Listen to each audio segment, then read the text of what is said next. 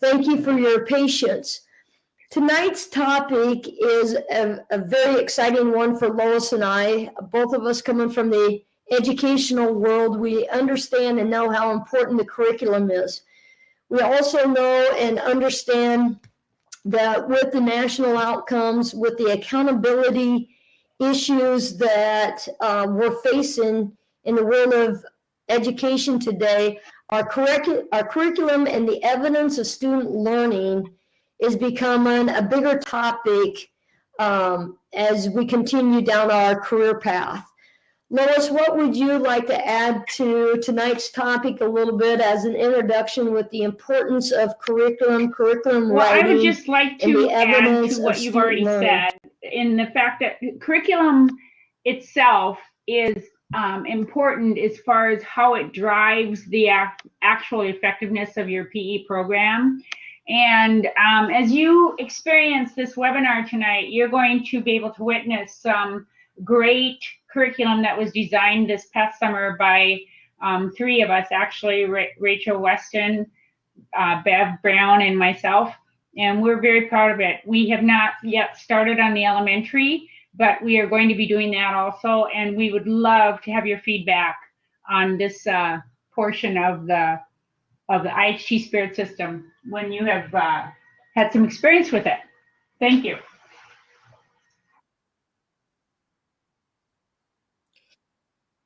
So to get to our resources, you're going to click on Dashboard. And from here, once again, it's going to take you to this page where there's just lots of information for our users of the IHT products. Under the teacher curriculum resources, one of the things that we feel strong about is we are not trying to be your curriculum. We're just trying to be a support system for teachers. We have some unit designs that are lined up with national outcomes, and then some lessons that will support that unit. So far, like Lois has explained, we have some examples for high school. We have some examples for middle school. And those are our unit plans. The design that we've decided to use as a template in a format for all of us is Understand by Design, UBD, which is Wiggin tie. So those of us that have used that, we're very familiar with the stage 1, stage 2, then stage 3. So to give you an overview of what that would look like, I'm going to click right here where it says cardiovascular unit plan for middle school. When we open up this resource, you'll see that stage 1, the focus starts with the content standards and the outcomes, which is outlined here for you. A quick reminder, at a middle school level, many people are looking at 6th grade, 7th grade, and 8th grade. Notice that we did put the grade levels in there. Followed by the standards and the outcomes are the enduring understandings for the unit, the essential questions. The next 2 boxes is knowledge, what the students will know, as well as the skills. So what will students be able to do? Now I would like for Lois to add some more comments about stage 1 basically looks at our national standards and outcomes and gives us a focus that we want to look at for the entire unit. We also mentioned support standards. So these are standards that might be taught and mentioned, but not necessarily assessed. If you continue on down, you'll see enduring understandings. Enduring understandings is what we want our students to be able to understand at the end of the unit. And in order for students to understand anything, they have to experience it and feel it and know it. So the heart rate monitor technology that IHT offers is going to be a great enhancement for that. The essential questions are usually 1 or 2 questions that spark the student's interest and gets them going on the unit. So for instance, on a fitness essential question, it might be something as simple as, what does fitness look like? It may not have a true or false answer. It may simply just be a way to entice your students to say, yeah, what does fitness look like? Maybe for everybody, it might look just a little bit different. These two essential questions that we have listed here are mental health and overall physical fitness connected? And what would be important to know about how your muscles work? And then if we go down just a little bit further, you'll end up with the knowledge and the skill. And of course, as Bev and everyone on this website or webinar knows, knowledge is what we want them to know. And usually that's a cognitive topic. So many times that might be a written assessment. And skill is what we want our students to be able to do, which is a lot of times a performance type assessment.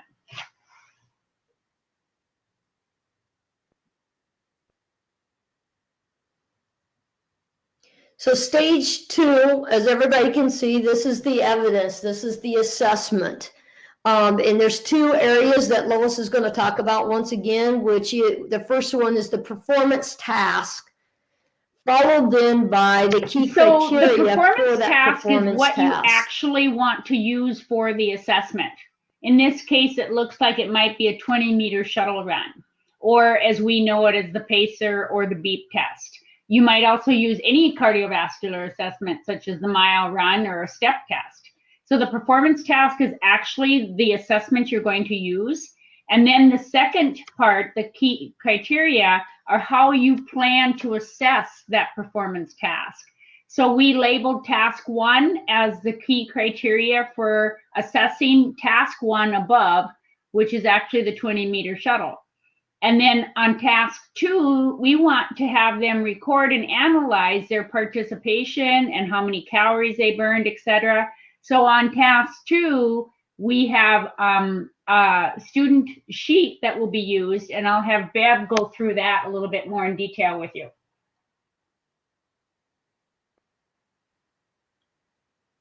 Yes, on the part 2 here with the where the students are going to analyze and record their data, when we get into the student curriculum resources, we're going to go in detail about this chart and a couple other charts that we have as supporting materials for this unit.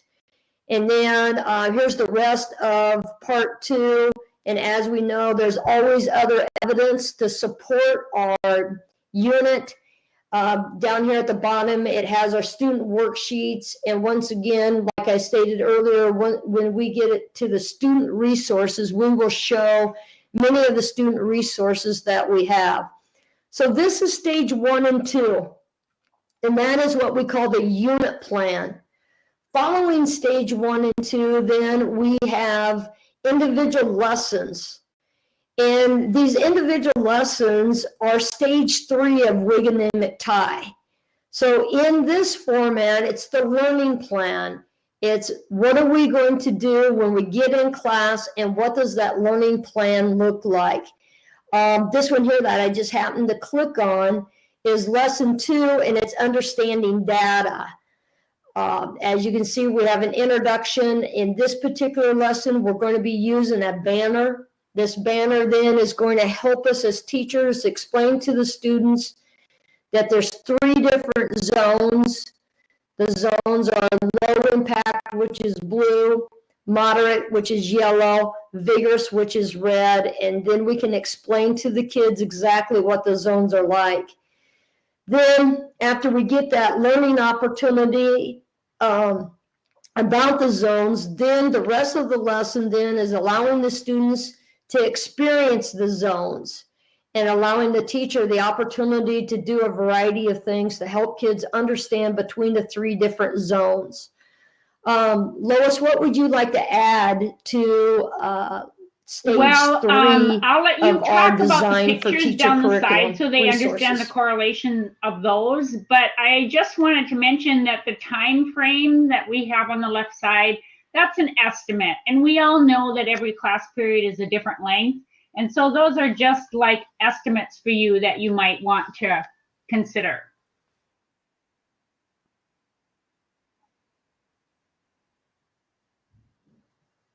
Okay, we've also, just to help you a little bit here, not only the timeline, but the general format that we have in all of our lessons is that students are going to go through some type of a warm-up. You can use ours, or if you have a warm-up that works well for yours, go ahead. These are just suggestions.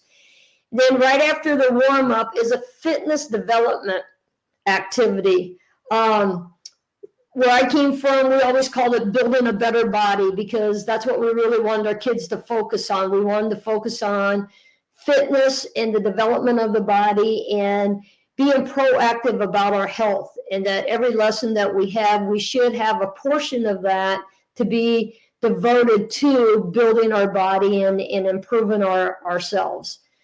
After the warm-up and the fitness development, we always go into some type of a skill development. And that skill development part of our lesson then is going to fall into the activity part, which is also where we want our students to be at that moderate to vigorous level and get the heart rate up. Many times by design, if we're designing our development activities appropriately, we're going to get the kids into that moderate level. And as we work backwards and we think about the fitness development, that will depend whether it's vigorous, whether it's moderate, or whether it's low impact, depending on what you chose as a teacher. Anything else that you would like to add to that? Probably talk a little bit about the cool down too. Sure. Lois, in regards to the actual lesson, Bev did a wonderful job of explaining all of that.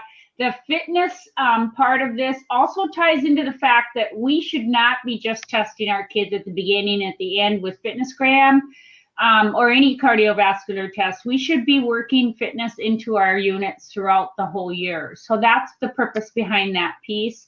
As you well know, there are 8 steps to the fitness health related process, and we're not going to get into that detail this evening, but that is an example of how you can work fitness throughout the whole school year. In regards to the cool down, that's like a debriefing time. You want to have the kids stretch out, cool down, think about maybe what happened in the lesson that day, maybe do a few review questions, and then make sure that they're aware of what body parts they're stretching and improving. And then the closure is at the very end. And many times the closure will include questions that they might answer from that day's lesson. We want them to focus on the closure separately than cool down, so that we have them focused on the questions and not worried about stretching. And then we went into the materials and the safety considerations for each of the lessons. So it's a very detailed lesson plan.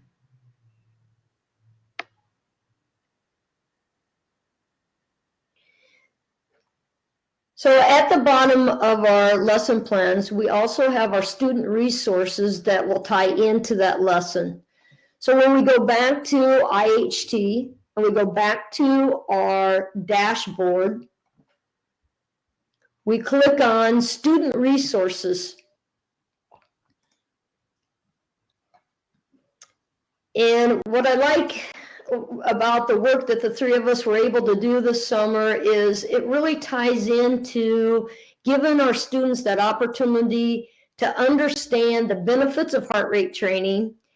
And then before we start giving them the readouts of their workout, that they understand exactly what those readouts are going to be about and what each part of the readout and the data is telling them.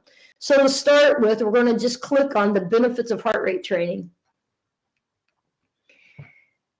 This is a 2-page, easy to read materials about understanding heart rate training and why it's important, the benefits of cardiovascular fitness, as well as then facts about each of the 3 zones. One of the efforts that we have made this summer is that everything is a PDF, and it's a compact PDF. Rather than having 80 pages, we've broken down the entire resource booklet into 2 or 3 pages at the max. Most of them are 1-pagers. So school systems are able to copy this hyperlink, put it in their learning management system so that it's ready for their students. So this first one is just a simple read for the students. The second one that I would like to bring up is understanding the heart rate monitors and the zones. So this is connected right with that reading. As you can see, it's a writable PDF.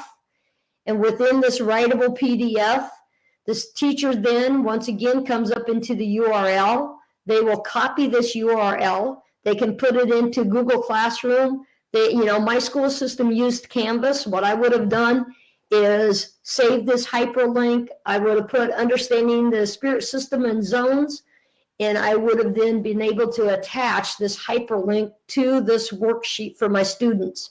And then my students save this, they put in the correct answers, and they upload it, and I'm able to check all of my students' work. The next one ties directly into that last lesson that Lois and I was explaining.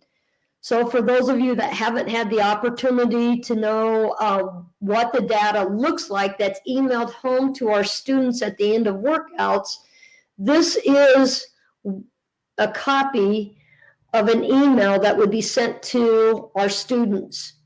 So what's important to know and understand, we have very intentionally tried to make worksheets that are accessible and ready and easy for our customers to use. So things to think about. We need to help our students understand that this goal here is set by the teacher. This is the goal and the intention of the class. This next column is the actual evidence or the workout from that student during class time. Then the next part over here will tell you the breakdown of the time that the student spent at each level. So right here it says 15 minutes at a low impact, 37 minutes at a moderate level, and 1 minute at a vigorous level for this particular student. So if they were to meet the daily goal, they would have needed 12 minutes of vigorous and 16. They had plenty of moderate, but they were a little shy on the vigorous. But overall, it was a great effort from the student. They had 38 minutes of health enhancing movement, or that they were working at a fitness level. The other thing that this will give you is information about what their peak heart rate was, which in this particular one, it was at 199. And if you notice with these wrist monitors, we have no spikes. I've used a lot of chest products. What's really nice about the wrist monitors is it's a nice clear readout. And I've been looking at readouts pretty much nonstop since July. And all the readouts look like this, which is very nice, which makes then the peak heart rate more realistic because we don't have those spikes. Very important to know and understand that. The next part is the minimum heart rate, which was 55. And then the last part is the calories burned, which is 239 for this workout. The reason all of this is important is it's nice that this information is emailed home to our students. But just the fact that the email went home does not guarantee us that the student is A, looking at it, and B, understanding it. So then we knew that we needed to take this curriculum resources to another level. So now if I go back, this is a worksheet to make sure that kids understand it. And it's pretty intense and it's pretty descriptive. But now to anchor that to a deeper level and then make sure that these emails are being utilized, this is called a weekly wrap-up sheet. And once again, it's in the student resources. It's hyperlinked. That's all I do is put it into Google Classroom or my learning management system. Students then have this ready to go. For some schools that have every other day PE, this might be a bi-weekly wrap-up sheet. So once again, like Lois had stated on our lesson plans, you have to adapt things according to what fits best for your school system and your students. But moving forward, they're going to put in the day of the week, the date, the activity, and let's go back for a second. So we have the day of the week, we have the date, and we have the activity. So this, once again, is evidence on whether or not kids are really paying attention to what that email is telling them. We go back to the weekly wrap up. We put in the minutes that we spend in the blue, minutes that we spend in the yellow, minutes in the red, and then the yellow and red together, that's that fitness level. That's whether or not we're really improving our health enhancing, total minutes. So let's go back to the chart. Here's my blue, here's my yellow, there's my red, and this number here is both of them added together. So the last thing here is calories burned. And once again, for some of our students, they're not really motivated by how fast they ran the mile, but they get really motivated when they start understanding calorie expenditure and what they're gaining out of the classes and the lessons that our teachers have designed for them.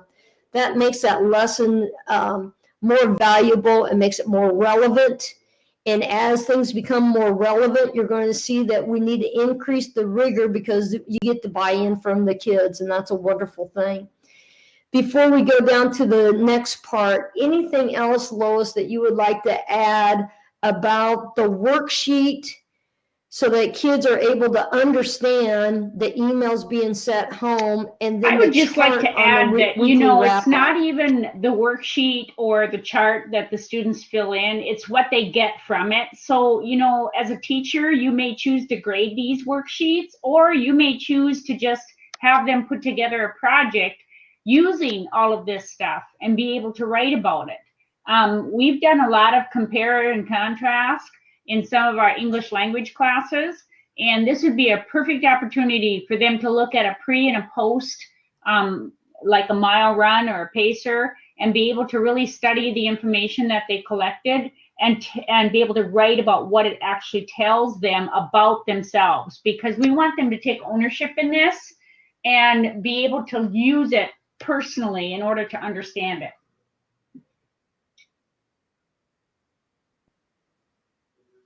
Excellent. And then one more student resource that I'm going to tap into for tonight before we wrap up tonight, and that is the Ihd Fitness Challenge. This is designed, once again, to support that fitness is a development, and it's a thing that we care about every day that we come into class, and it's something that we don't do just at the beginning of the year and at the end of the year. And we should be setting goals, and we should be kind of testing those goals along the way. So IHT has set up a fitness challenge for as a template for teachers that you might want to use. We also have a blank one where you can make your own. So the first two here, one is the mile run. The other one is a practice shuttle run, and I'm going to let Lois speak to these in just a second. And then we have a place here where kids can put in their results.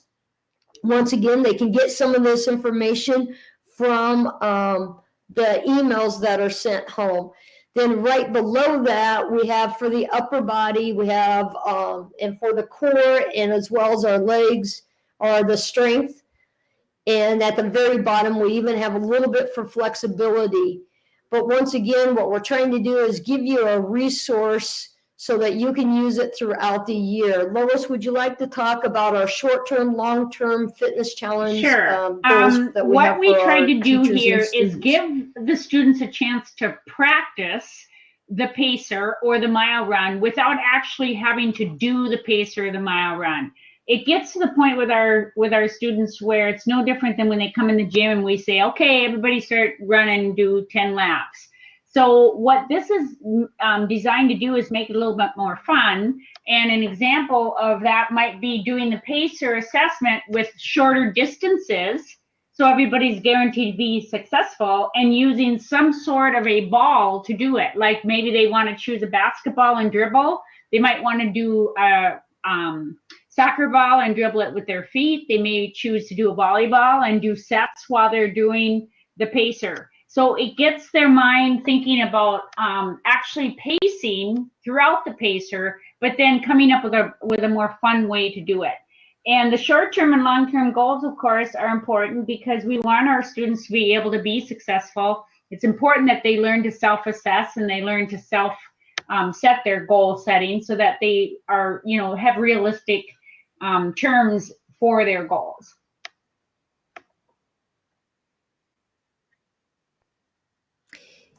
So that's an example for you, but here's the blank one as well, so that school systems can develop their own fitness challenges, or at the 11th and 12th grade level too, where we're trying to get our students to become responsible and take ownership of their own development, maybe even letting our 11th and 12th graders, as they're designing their fitness plans for their adult life, that they also design their own fitness challenge. Other thoughts on the point or the hope that our customers would be able to use the blank? I think that blank sheet is very, very much an asset to all of our teachers out there. And if you have kids up in the upper grade levels, you might even ask them to design the sample tests that they might use to build their strength and to build their endurance.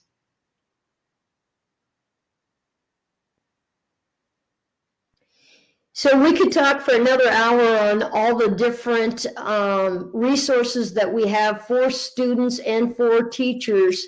In that Unit 1, where we have also outlined sustaining the yellow. That's a lesson then where the kids really focus on being in the yellow and at that moderate level, what that feels like and what the purpose of being at the moderate level is for our students. We have another lesson that is reaching the red. That lesson is a Tabata. So maybe even at a younger age, just doing station work. So they're experiencing what that vigorous level feels like. And then another lesson would be understanding the blue and that there's value in blue. Flexibility is a very big key for longevity and good health. So giving our kids the understanding of what each level is and the purpose of each level. When you get into Unit 2, we're getting into the health-related components of fitness. There's another reading for the students, as well as giving the kids an opportunity to peer assess flexibility and muscular strength. Body alignment's very important, and all of us know as educators, when we become responsible for somebody else, we learn more. So we have a couple lessons in there designed for students to really try to take the body alignment and the techniques of exercising to another level. Lois, would you like to talk about any of these other units? You've done a wonderful job, Bev. If you want to just scroll down a little bit more, they can see what Unit 3 and 4. We do have some nutrition related things in there also. And yeah, just, we want your feedback on our curriculum resource that we've started to develop. And Bev, maybe you want to talk a little bit about the process in them sending in their ideas for unit plans or lessons. Yeah, coming up in the future, probably starting about January, we will have templates that any of our customers can, you have some of your favorite lessons that you think would help other teachers. That's the one thing that I've always enjoyed about physical education teachers, is they're very ready and willing to share what works in their class, because at the end of the day, all of us want a healthier nation. So we are going to give our customers that opportunity to share. We're not quite ready for that yet, but when we are ready, we will get that going out on our emails and on Facebook and on the Twitter accounts. So that opportunity will be coming up shortly. The other thing that I wanted to emphasize, though, before we close tonight, Lois is an outstanding elementary teacher, has all kinds of great lessons and ideas. We are in the process of starting that elementary level. So far, we've got some resources for our high school and for our middle school folks. The elementary is on its way as well. No, Anything else, you've Lois, done a really that you nice would like to job. say Let me about the just elementary? read a couple of questions here. Marcia has said to us, for 45 minutes, how much time do you spend on this daily or weekly, etc., is her question.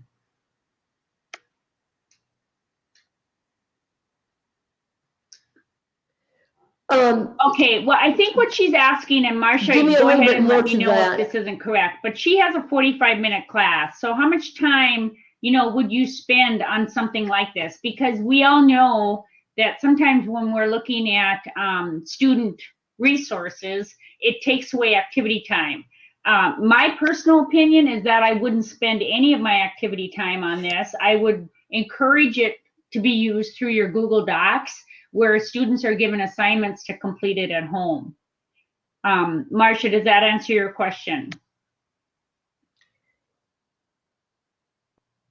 Yes, it does, she said. All right, thank you. Bev, do you want to add anything to that? Yes. Yeah, I'd like to go to this weekly wrap up. And Marcia, that's a great question.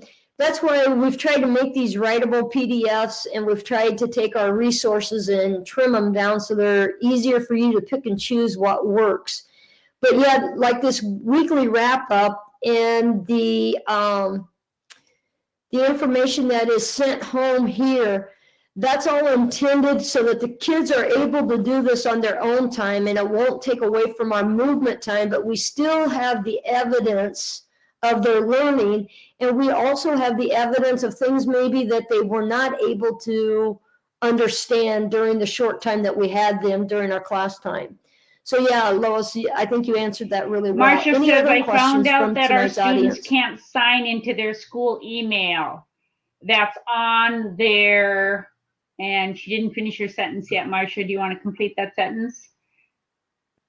I wonder if she means maybe on their phone or something like that. I'm not sure.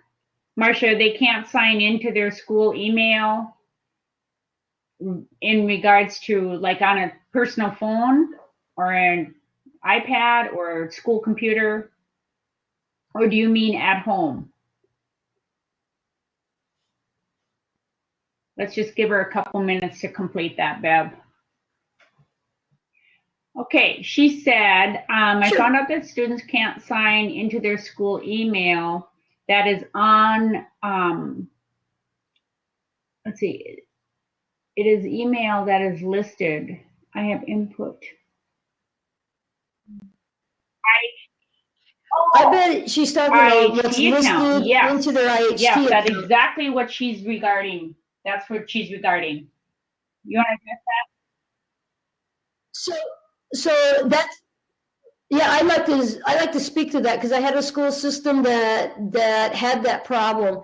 And what we found out is you need to go to your tech people, and your tech people allow certain emails to be sent to student email addresses, and they block out other types of emails. So you need to be able to go to, this is really important, to your tech person and let them know that there is an IHT email that is being sent that has this data in it. And they can open that up, and then these emails will go to their accounts. We had that happen here in the school here in Iowa. And the IT person, once they understood what was needed, as far as the students needed their emails to be able to do yes, and Marcia, we have a program here at IHT that we can run using the name of a student who's not getting the email. And at that point, it will come up with an answer for your IT person. So Marcia, if you email me tomorrow at lois@ihtusa.com, or Bev, you can send us the name of one student who's not getting their email, and we will be able to run that test and get that fixed for you. Thank you for asking about that. That's a great question. Anything else, Lois, from your end? Otherwise, I'll let you wrap up tonight's webinar. No other questions. Marcia did end with, okay, she's going to send that. I'm frustrated because our IT doesn't want our kids to use their school email. Yeah, and I understand that. You know, Marsha, when I went to the college, and Bev, you can probably attest to this too, we had so much freedom. And, you know, I know that the public school system, you have to be careful with that kind of stuff, but it is frustrating. We certainly understand where you're coming from. So thank you, everyone, for your time and attention tonight. It's been our pleasure doing this webinar for you on curriculum for both student and teacher curriculum resources. Have a great evening.